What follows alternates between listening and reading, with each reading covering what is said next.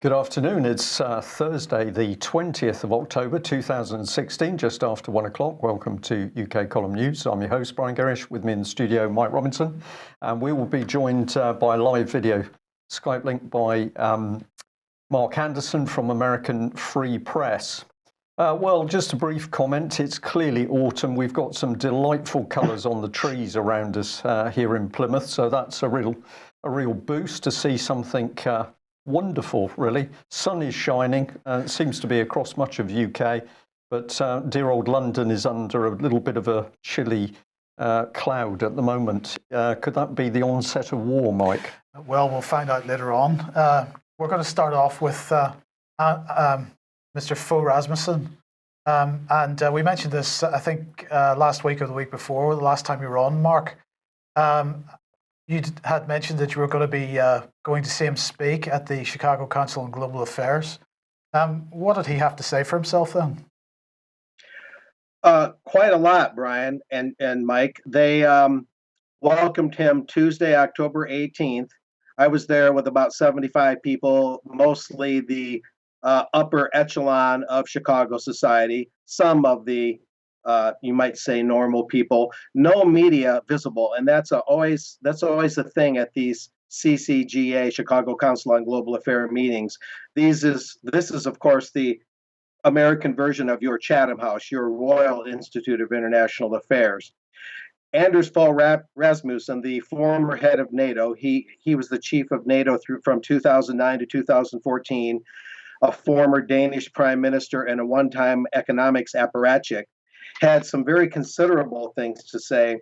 The main thing is that this CCGA clique is very worried about the rise of populism and the fact that people are beginning to think in nationalist, isolationist terms again. Ergo, his speech was to reinforce the globalist view that we have to have an internationalist system and that the U.S. has to lead and continue to be the global cop, the top police force of the world. And he spoke very strongly to reinforce that whole idea. And one of his key quotes was, he's speaking to the American people, whether you like it or not, you're destined to lead. Let me say that again, whether you like it or not, you're destined to lead.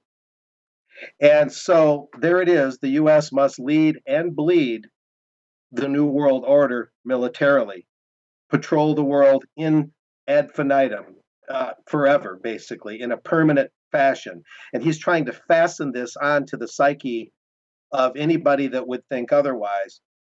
He speaks in a very dictatorial fashion, a very autocratic kind of way, even though he condemns so-called autocrats like Vladimir Putin, the leader of Russia. But another thing was that he spoke very lovingly of Harry Truman, his favorite president. Rasmussen professes to be a lover of America. Harry Truman was one of his heroes, and ergo, the Bretton Woods Conference in New Hampshire in 1944, when they created the World Trade Organization, the International Monetary Fund, and the World Bank, this is the international system. This is the sacred cow, what he calls, let me get this right, I wrote this down, the rules-based liberal democratic world order, the rules-based liberal democratic world order. And that is this alphabet soup of free trade deals and the World Trade Organization and this whole economic infrastructure. And that is what the U.S. is supposed to patrol the world to protect. So it's funny, I don't remember any U.S. official or soldier taking an oath to protect the Constitution of the United States from all enemies, foreign and domestic, and protect Bretton Woods. And yet this is what Rasmussen was saying. That economic, social, capitalist, monopoly capitalist order is why we fight. That's why the U.S., whether we like it or not, must patrol the world in a permanent fashion. And this is the core of what he had to say on Tuesday. So is it unfair to paraphrase him as saying that the United States must be the policeman or the enforcer of the empire? Oh, absolutely. A U.S. led world imperium, and the U.S. must keep that role. We mustn't backslide into any form of nationalistic or populism of any kind. And interestingly enough, this coming Monday, I'll be covering another CCGA program where they're having a half day symposium Monday, October 24th, to study populism. What is it? What is its impact on this exact world structure that I'm describing now? They're very concerned about populist ideas and personalities and political parties and factions rising up out of this economic and military order that they're trying to put the final attachments to, the final nails in the coffin of freedom. And this is a very pivotal time, really beyond Hillary Clinton and Donald Trump, that has its place. But this is really the issues. This is really the kind of people like Rasmussen, people like the head of Chatham House, Robin Niblett, who will be at the Populism program on Monday in Chicago. These are the real movers and shakers. These are the real agenda setters. The politicians are really just their appendages. And so that's why I follow these committees of Bilderberg, you might say, and this is what they're up to. He's obviously worried about this rise of populism, this rise of nationalism, this anti-globalist feeling around the world. That he, if I'm reading you right, what you seem to be suggesting is they have no idea how this has come about, and they actually don't know how they might counteract it. They clearly want to counteract it. They're clearly concerned about it. Do you think they have the capacity to understand it? I don't know. They live in such a rarefied world, many of these global double domes, as I sometimes call them. They're so obsessed with their own wealth and prestige and position and careerism. I don't know that they can descend the fathoms of depth down to the level of the common man and even understand the common man in a way where they could counter this. The main thing they rely on is the mainstream media, which won't cover these kind of events. In fact, the Chicago Tribune is in bed with the Chicago Council on Global Affairs.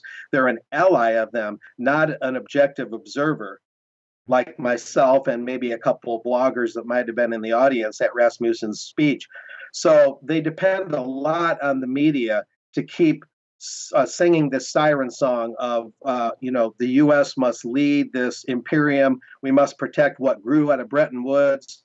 And we can't have any notions of backsliding. As soon as the U.S. Takes a step back, Rasmussen said, in come the bad guys, ISIS and Vladimir Putin.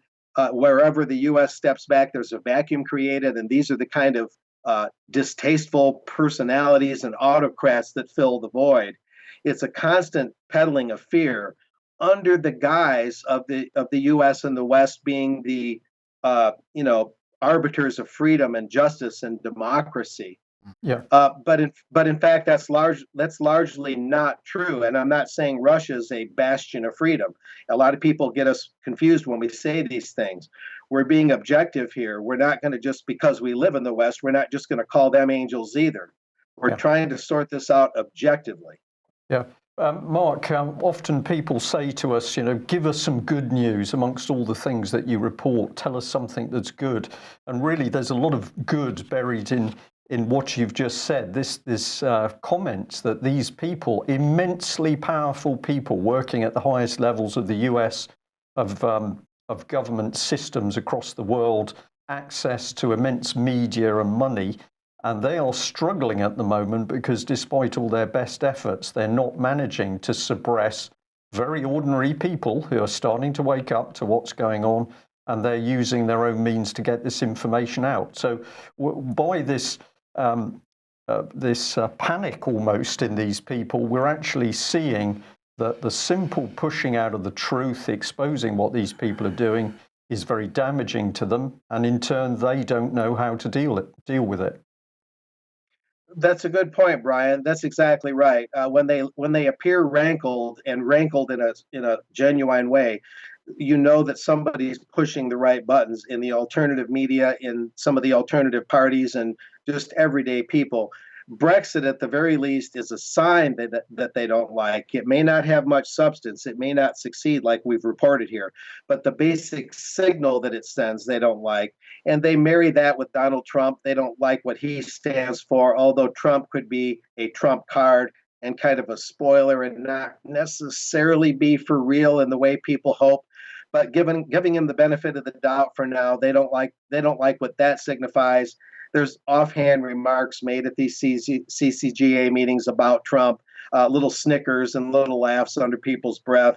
But the general populist movement, grassroots democracy for real, does frighten them. And you're right, it's a good sign because they're having to reshuffle the deck and they're having to protect the system at all costs. So therefore, they praise the system. Bretton Woods, oh, this wonderful trade, the democratic rules-based order.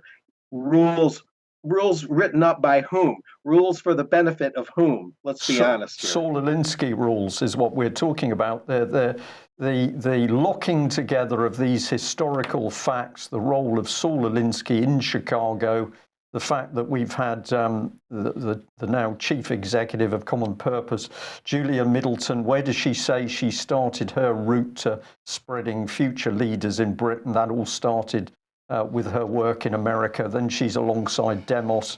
We follow the trail of Saul Alinsky, and I think we're well on the way to this new radical agenda. Indeed. And just to summarize this issue, the Rasmussen also noted, and this is a new item as far as I know, that, quote, in my opinion, we should strive for TAFTA, a transatlantic free trade area. And what that is a general outline into which free trade deals would be built. This is, Mark, this is exactly what Theresa May is talking about.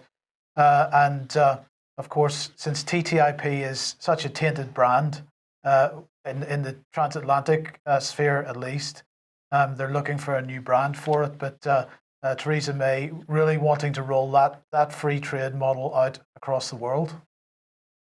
Isn't it interesting how in concert these people are? I didn't know Theresa May said that, and yet look at how these things fit together. You and I don't talk about these things ahead of time before we go on the show, and yet everything fits together like a puzzle. That indicates that we're being accurate here. Yeah. And so yeah, this it was kind of insinuated by Rasmussen that the TTIP is kind of teetering. I call it the teetering TTIP. And so they're kind of reinventing this thing, the TAFTA, the transatlantic free trade area. In another realm, there used to be the free trade area of the Americas. This is the general infrastructure into which, again, these free trade deals fit. Enough said about that, but that was a brand new thing, as Rasmussen declared, quote, I'm a 100% free trader. Yep. And he was really, really proud of that. So. Yes. Okay. Well, look, we have here the will to lead America's indispensable role in the global fight for freedom. Anybody wants to watch Fogh Rasmussen's speech? That's the title of it on the Chicago Council of Global Affairs website. Right, Mark. Let's move on to Truthhound, your own blog. And well, is the U.S. election going to be rigged? And just as I don't want you to spend too much time on this, but just as a sort of throwaway comment, what did you make of the clown show last night? To be honest, I didn't see it all. I was on a train from Chicago into Michigan. However, I managed on the train internet to get this blog posting up by a columnist I know, David Swanson. He writes some very penetrating and comprehensive things. Enough said, if I just comment that this article at thetruthhound.com, that's thetruthhound.com, my blog, explains very clearly, and the best I've seen, exactly how the system is rigged. And that includes polls, that includes media bias. It definitely includes the hackable computerized voting machines that can secretly flip votes with their secretive proprietary software. But if you read the article on thetruthhound.com by David Swanson, you'll see when Donald Trump says the system is rigged, he's correct. And this article explains the many ways, the myriad ways that it is. But of course, the electronic voting machines are the key And we can talk about that another time with a connection of mine named Jim Condit Jr., who's the expert on that. And maybe we'll have him on the show, and he can really explain the electronic voting machine angle. Okay, and this one then, after the bombing of a GOP office, locals worry that the presidential race is fueling hate. Yeah, I just wanted this item on the show today in passing, because this, tying into what I just said, this shows, again, the weaponized media, the title of a book I'm working on, the weaponized media skewing things. The real problem is the media creating an atmosphere of hate. And the constant ragging about Donald Trump saying the system is rigged. Donald Trump is a xenophobe.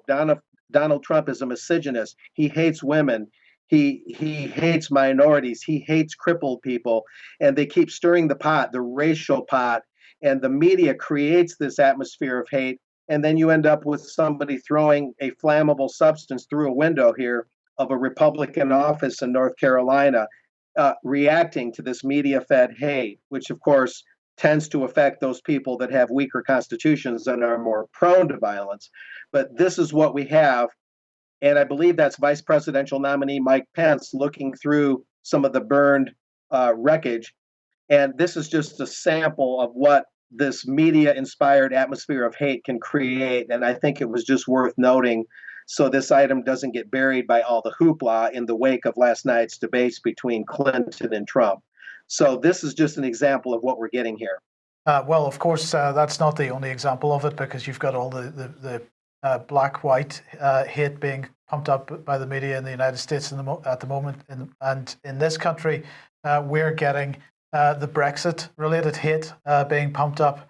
And we've had so many stories in the media the last few days about immigration. Again, immigration was a big issue over the entire Brexit referendum run-up. But here we've got everything being blamed on Brexit this time. The House of Lords has to be gotten rid of. We've got to have wholesale constitutional reform because the House of Lords is going to derail Brexit. What's this actually about? This is increasingly inflammatory headlines from the Express, amongst others. But this is about, well, the article says peers have infuriated Brexit supporters by demanding a parliamentary vote before Britain formally applies to quit the European Union. Well, first of all, the implication is that it was the entire House of Lords, that they'd taken some kind of vote across all 850 of them.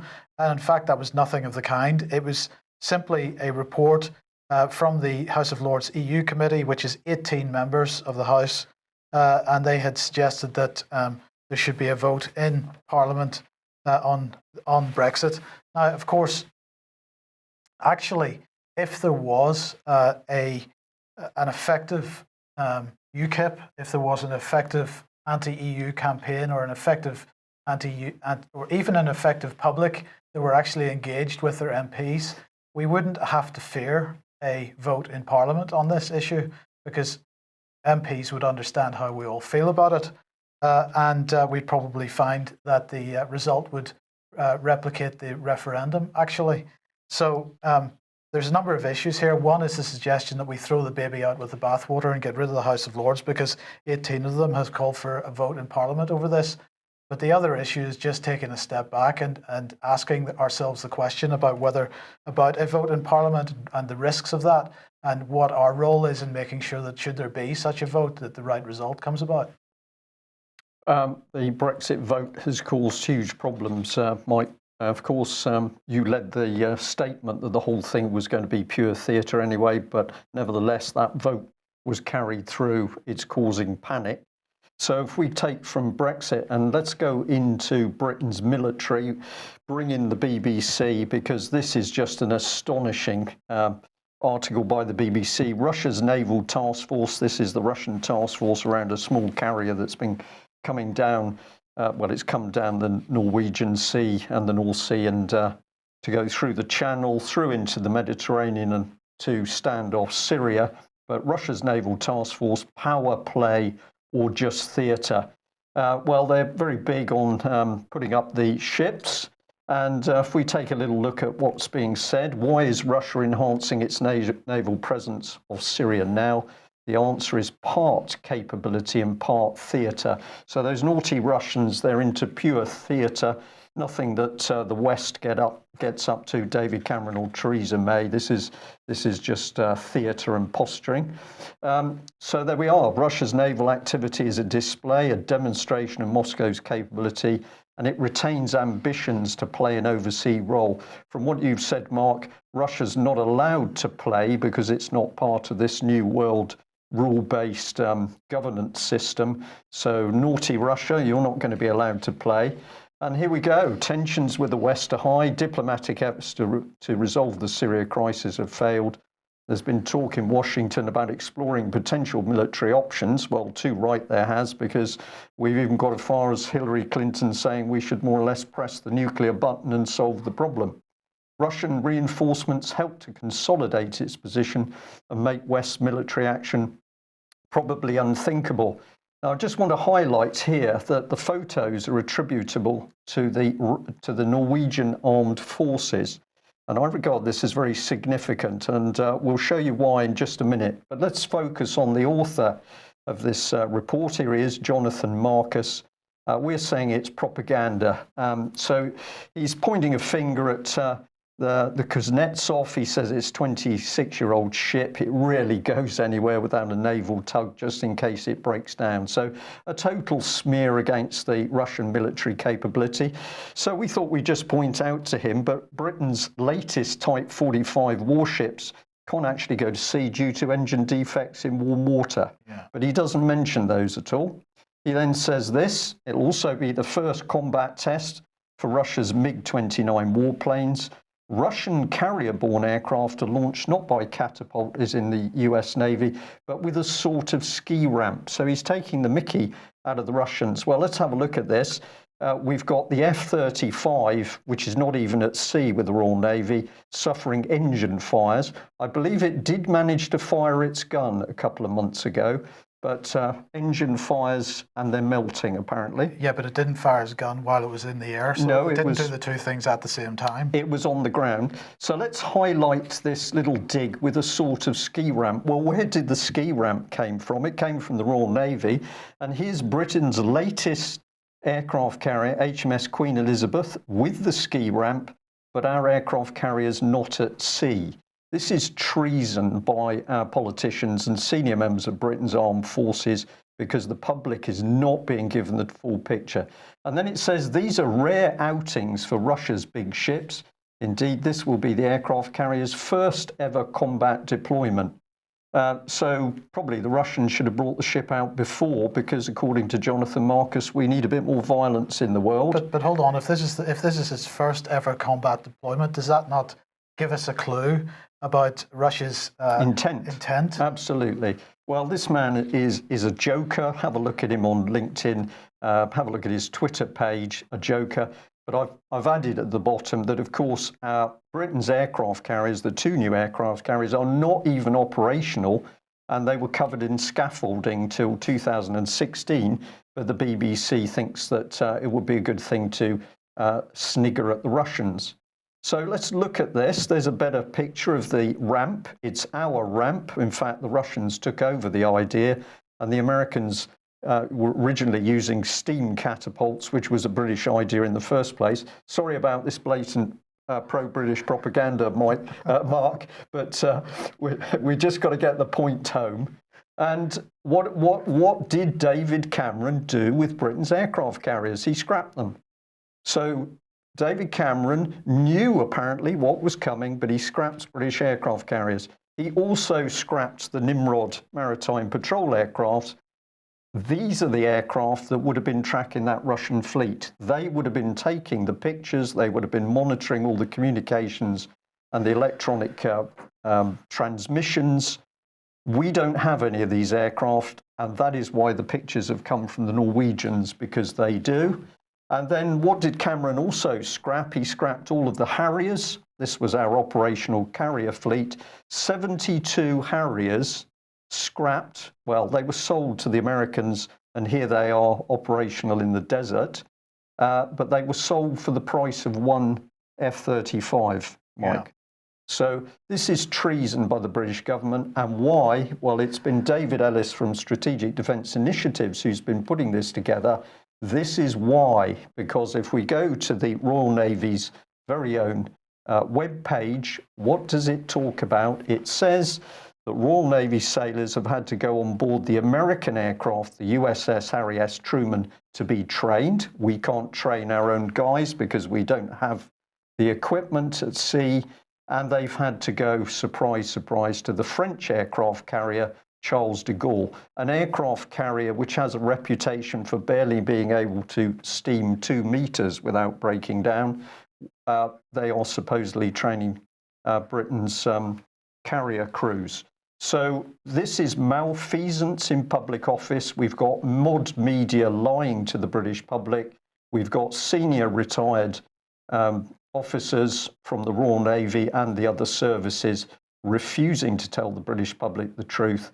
We're into dangerous waters. And I'll just finish it off very quickly before we hand back to Mike and Mark. This is an article from the Mirror. A third of British sailors want to jump ship. And the whole article is about plummeting morale. It's talking about the carriers being sold off. And if we just highlight a bit here, there it is. The carriers went out of service. We're promised these carriers are coming in. But this is the statement. The Royal Navy is perilously close to its critical mass in terms of manpower. And that was General Sir Nicholas Houghton in 2013. Where are we in 2016? Well, let's have a look. The Royal Navy has a 35% shortage of trained engineers, leaving ships unable to deploy at sea. The submarine fleet is crippled with engineer and highly specialised crew shortages. And the Royal Navy's personnel liaison team has been desperately struggling to retain manpower, with between 7 and 35% manning shortages across the Navy, plummeting morale as undermanned ships struggle to cope with an average of 8% shortages. And the RN is desperately offering cash bonuses for men to stay in service or to transfer to even more critically short specialisations.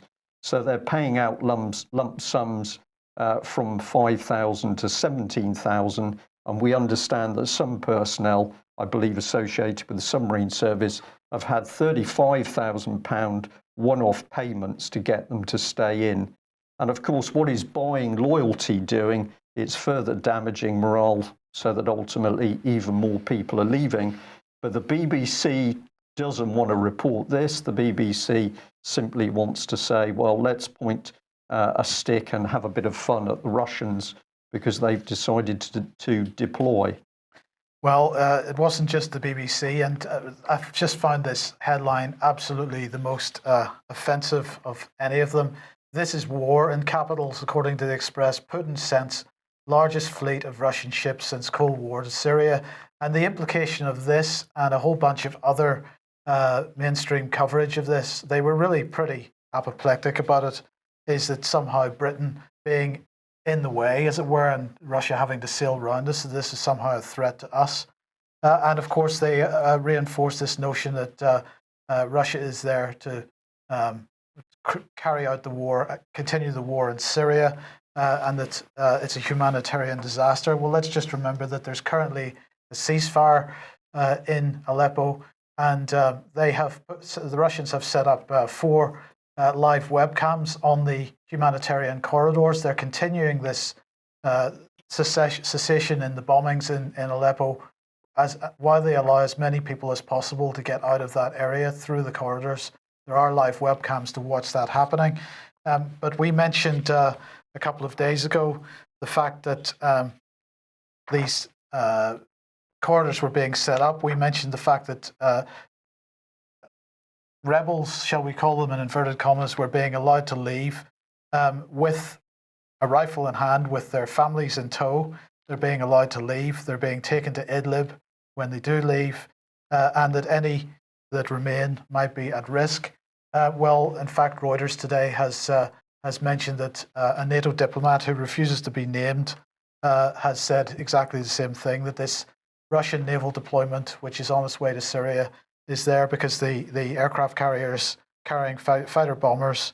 It's there to, well, we suggested yesterday that eastern Aleppo would end up being flattened. That's probably what's going to happen.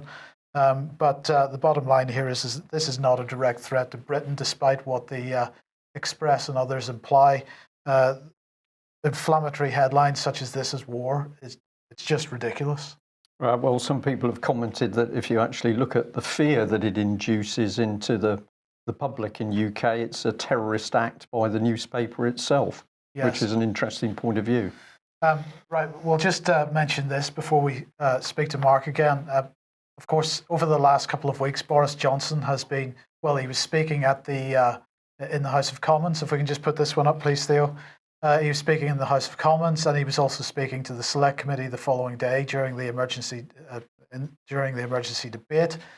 He was saying we will be, and then this was for the European EU foreign ministers meeting. He was saying we will be discussing how to keep this pressure up on the Assad regime and on its puppeteers in the form of the Russian government. So we've got to get that dig in. Fortunately, he was not able to get any support for any major action against Russia. But of course, in the next sentence, and he mentioned this in Parliament as well. And of course, let's not forget the Iranians. So we've got to draw the Iranians into this somehow. Well, this isn't related to Syria as such, but the Iranians being drawn into the Yemeni conflict. And of course, we had this false flag, as it appears, incident last week, where the United States claimed that the Houthis had been firing missiles at their warships and that they had fired back. Now they are alleging that, in fact, Iran was involved in that, and the Iranians have been forced to deny that. So they have denied that. They've said it's false and paranoid. The vague and contradictory remarks by American officials these past days are false, paranoid, and inappropriate. That was the Foreign Ministry spokesman. So the pressure is starting to build on Iran as well. And Mark, the games that are being played around the Middle East at the moment and Russia, unbelievably dangerous. And if Hillary wins the presidency, that's only going to get worse. Indeed, Mike. Hillary is a neoconservative in Democratic garb, like I've said. She's actually in tune with the Republican faction that wants not only the U.S. to be the global cop, like Rasmussen argued, but that believes that war is always the answer, that you export democracy with a bayonet through the end of a gun. And I just wanted to mention that today at the Chicago Council on Global Affairs, your British General, Richard Sheriff, is speaking to that august body, and his topic is literally the road to war, Russia, NATO, and the threat of inaction. Note those words, the threat of inaction. So you have this British military and Navy ill prepared, as Brian very ably outlined, and yet you have British officials saying the threat of inaction. This is the road to war with Russia via NATO.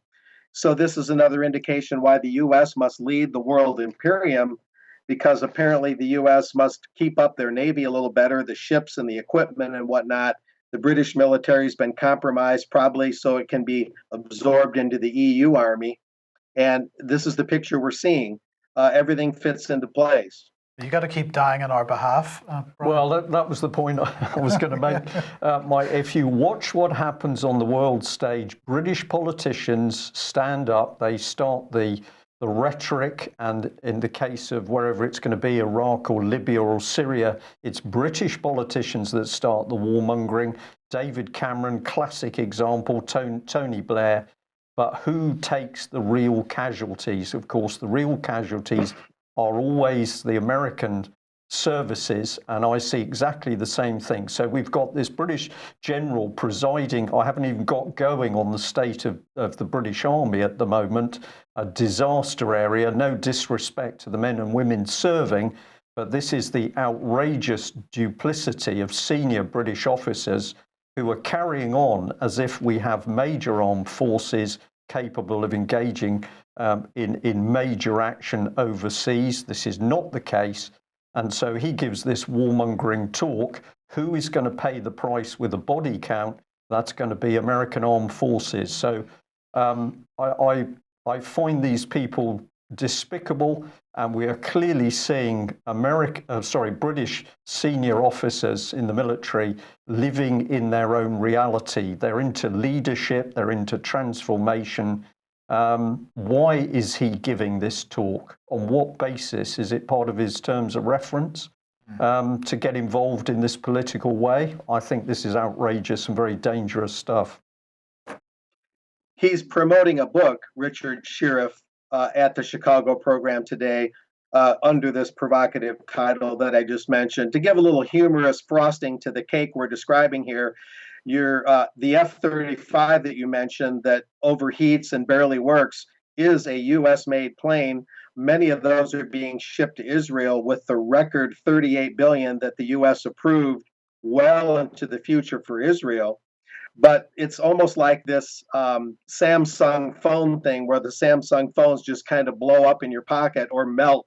The F-35 is much like the Samsung phone problem. That's kind of a humorous little takeaway here. And that's one problem that the U.S. shares with the U.K. is the F-35. So the U.S. military apparatus and the equipment is far from perfect, but we have to maintain it in a very broad and ongoing way to lead this imperium.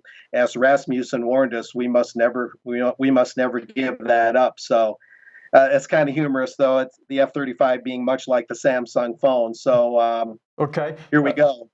Mark, thank you very much for that. Humour is always good. A little bit of an eye on the clock, but I'll just add with a little bit of something sour under your icing that we've just discovered that the senior British officer who would have been one of the key decision makers, even by saying nothing, which allowed the Harrier to be sold off, just now happens to be working for Lockheed Martin.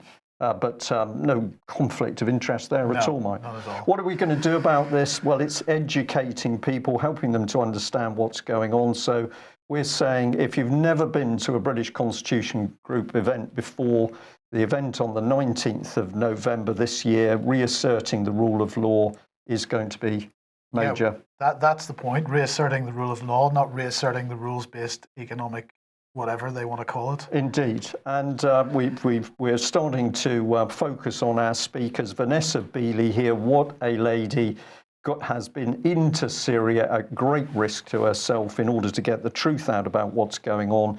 So this is no nonsense from the BBC. These are people who are talking about what's really happening on the ground in Syria. And of course, that is a conflict stirred up by a British government which is out of control. Guy Taylor, well known to many people, but Guy has been battling the corruption in Britain's courts, and he's been exposing the fact that Britain's secret courts can now steal children, businesses or property. And the agenda will be to say what we're going to do about this. More locally, we've got a meeting coming up on the 22nd, that's Saturday, I believe. And in the Royal Seven Stars Hotel in Totnes, there'll be a meeting talking about constitutional issues and the rule of law. So if you can attend one of those events, both of those events, please do.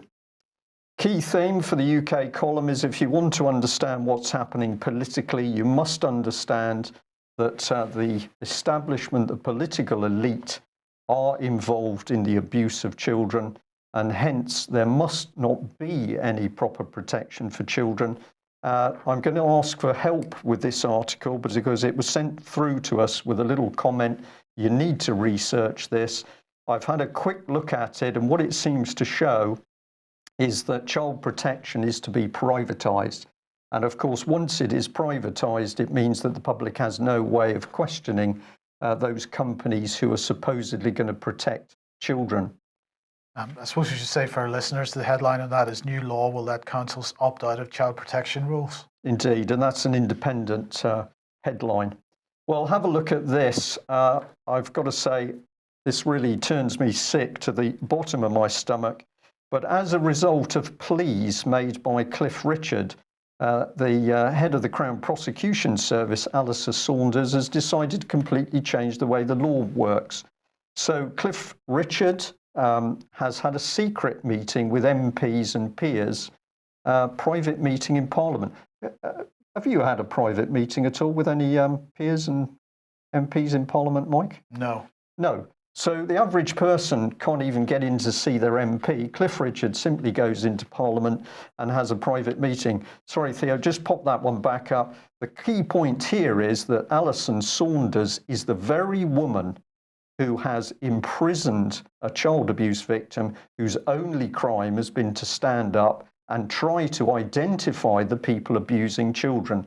Alison Saunders worked through the local North East Crown Prosecution Service to make sure that Melanie Shaw was locked up so that she couldn't tell the truth. She is still in prison.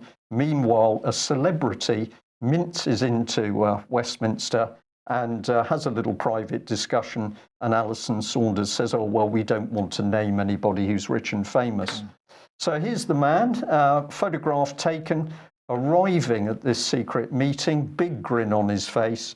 And this is the comment in the Mail article: only we who are innocent of any crime, but who are named publicly before any charge has been brought, before even being arrested or interviewed by police, will know the damage caused to our dignity, our standing, and our self-esteem. Now, I know many people will feel sickened by that comment.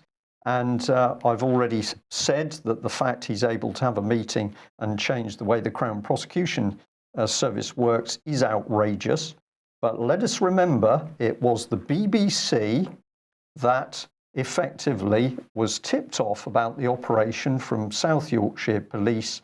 They then publicised the live raid on his home, and they were so confident about timing and duration, they were able to hire a helicopter to get the TV footage. So the BBC, if you follow it through, I don't know who that reporter is who was making the reports at the time. The BBC has ultimately carried out a ruse which has allowed the law to be changed to protect high-level people. This is outrageous. The BBC, my opinion, the most disgusting media outfit worldwide. Yeah, I can't look at this as being anything other than an intentional undermining of the entire process. Of child abuse investigations. Absolutely, indeed. Yes. Agree with you on that, Mike. Okay, now yesterday we were talking about transformation of the police, and we had Brandon Lewis on saying, I believe there have been important steps in the right direction, but there's more to do, establishing the Police and Reform and Transformation Board and developing the reform vision for 2020 within policing, supported by the work of the college policing. And we were highlighting the Transformation Fund, the Police Transformation Fund. And one of the things we mentioned was that changing demand was one of the drivers for this transformation. And of course, by changing demand, they were referring to the massive collapse in the quantities of crime in this country. So we've got to be really impressed by that.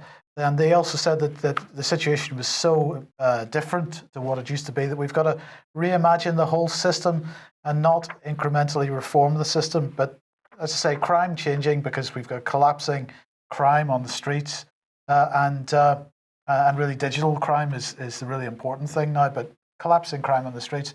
So it was such a surprise to me that today, being slightly sarcastic, you understand, that the crime figures are out and violent crime levels 24% up. So what have we got here? Use of knives up by 9%. Use of firearms up by 7%. 4.6 million offences in the year to June 2016. That's a rise of 7%. And police logged over 1 million offences of violence against the person, which is a 24% rise in the previous year. That's against 20,287 fewer police than there were in 2009, just before the current government got their first bite at the cherry, as it were. But don't worry, because we're transforming the police. It's not a problem. And Amber Rudd has announced another tranche of money. The job of the police must continue and forces must better reflect the communities they serve. This successful bid by Police Now, originally the idea of 2 serving officers, is an example of the transformative thinking we want for our police, from our police. So that's £5 million now going to Police Now. And what is Police Now? Well, we have a little video clip here. Video 1, please, Theo. And we'll watch this and then we'll discuss it in a second.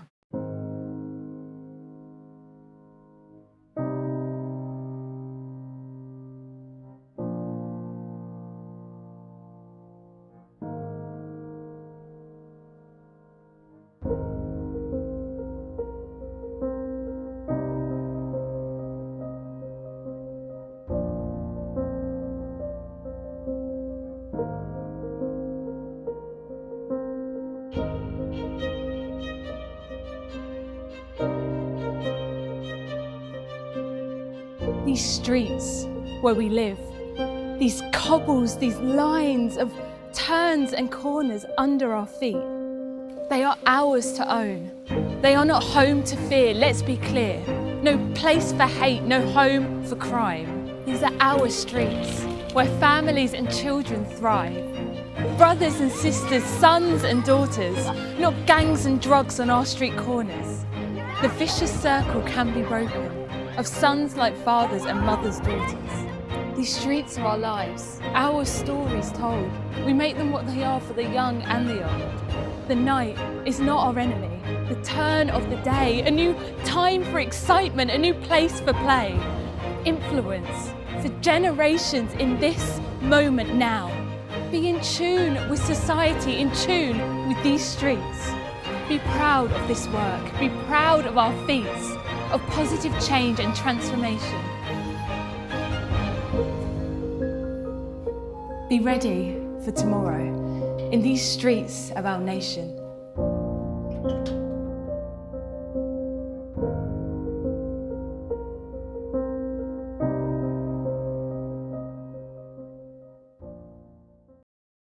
So police now, here's their website. They were set up in 2015, as Amber Rudd said, by two police personnel. And they are there it began as a pilot program, It has expanded from that. They are a network of regional headquarters across the UK. And what they're doing is recruiting graduates, special kinds of graduates, into the police, fast-tracking them in. As I say, £5 million from the Police Transformation Fund to do that. They are clearly absolutely front and centre with the whole idea of police transformation. But the police transformation that's going on is not terribly positive. I didn't get a pleasing feeling from that little video. Well, it was very well shot, and as several people have commented, it was quite emotive. So you get this warm feeling, but of course this is all spin over the top that nobody's being told what's really going on. It's all about leadership and transformation into a future utopia where everything will be okay. It's not to do with the day-to-day reality. And I'll just add that over the last couple of weeks, we've had some really astonishing information coming into UK Column, talking about the fact that Essex police do not seem to want to pick up weapons. So when weapons are being offered to Essex police, and the police forces across the UK are saying if anybody knows of weapons, then we need to know because we want to take those weapons in. They're being offered weapons, but they don't want to pick them up. So they want to keep them on the streets? Well, it's deeper than that, because when I asked one of the individuals who is able to provide the information on that, why this would be, they said because if they accept the weapons, they have to accept the other circumstances around the weapons, which is major drug deals and child trafficking. So the police can't take the weapons, because if they take the weapons, all of the other dominoes start falling, and then it leads into massive drug deals and child trafficking with the police involved. Ah. Is that the kind of transformation we're looking at then? More of that kind of thing? Propaganda and lies over, don't worry what things are like today, we're going to be taken over the rainbow into the new future leader utopia. That's what transformation is. Mark. That's the first I've seen that, of course. You know, I'm as warm and fuzzy as the next guy. I like children and happy days and good results. The question is how do you get to those good results? And that video, of course, is very unspoken. It doesn't even go there, how to achieve this so-called utopia. I won't attempt to sort this out except to say that there's a big chasm between that end goal that video shows and actually how to get there realistically. And giving that kind of money to a nebulous outfit like Police Now doesn't seem like a wise expenditure of tax dollars at first blush as I see this. It depends what you're hoping for at the end, of course. But what they're doing, as we said yesterday, is throwing away, a couple of hundred years of tradition that worked. And certainly one of the traditions that worked in the police was that you went in at the bottom and learned your trade, and were recruited up through the ranks following a proper experience. but now they're taking in people direct from university that have no experience into the higher ranks, and they're fast tracking them through those ranks. What do you end up with at the end? A dysfunctional police service. Yeah, and that's the pattern. At the weekend, Mark, you won't be aware of this, but at the weekend in Cornwall, there was a talk about what's happening in the NHS, and part of that talk was the fact that our national health system is absolutely falling apart. As it falls apart, what do we see? A massive increase in the injection of future leaders. We've got more and more NHS leaders, more and more talk about transformation, but as those words come into the vocabulary of NHS management, we're actually seeing the performance of the NHS decline. And this is a mirror image here in the police. It's also going on in Britain's armed forces. So this insidious change agenda, which I'm going to say we can track back to people such as Saul Alinsky, is being driven through the military, education, NHS here. And now we're starting to suffer as these institutions are clearly breaking down. I'll just mention real quickly that there's a British comedy on Netflix, a movie, I think it's called Hot Fuzz, and it shows purportedly what the police culture is like in the UK. And the main hero of the movie, a well-known comic there, Simon Clegg or whatever his name is, maybe you guys know. If I'm getting his name right, if I butchered it, excuse me, but it shows him being the hero of the force. He's the very best. He saves children from fires. He arrests the criminals. He knows what to do. And he's basically sent out into a long, distant rural area. They actually want to get him out of the city where he's doing so much good because he's making the rest of the officers look bad. In other words, all the mediocrity in the police system, they don't want anybody being a good cop because it makes the rest of them look bad. So they send him out into some distant town and they try and get him out of there. And the culture seems to want to be mediocre. And I think that's true in the US police too. There's a lot of mediocrity. If somebody's a good cop, he tends to be actually marginalized. In other words, success is actually punished. Yep. Yeah. The good guys are punished, and the people who are inadequate or have their own political agenda are the ones that are moved up through the system. Yeah. Yeah, the mediocre ones are the ones promoted, and the good cops are the ones demoted. Indeed. Well, that brings us to the end of today's news. Mark, thank you very much for joining us. It's always good to get this cross-Atlantic dialogue going because there's just a mirror image of so much that's happening in the political arena. And of course, it's ultimately going to be the US and UK leading the trouble in Syria. But we'll have more on that in due course. We'll say to people who are watching the UK column, thank you very much for joining us. If you're a subscriber to us, thank you. If you're not, would you please consider taking out a subscription or making a donation? We can only function with your financial help. So if you can do that, it would be much appreciated. I'd also like to say thank you for the people that have made donations for the Doherty family. That has made a huge difference to Brian and Janice Doherty. But I'm also going to add, we still have no contact with that family, and we are starting to get extremely concerned that effectively Brian and Janice have disappeared in Ireland. That's where they were last located. But of course, they had been receiving death threats, and they had some very unpleasant incidents, both from people in authority, such as the police and the Garda, and other individuals that we believe would have the serious intent to do them harm. So if you are in contact with Brian and Janice, or you know something about their whereabouts, we would like to know so that we can assist their safety. That's it for today. We'll be back tomorrow with David Scott and Northern Exposure. Thanks for joining us. Bye-bye. Bye-bye.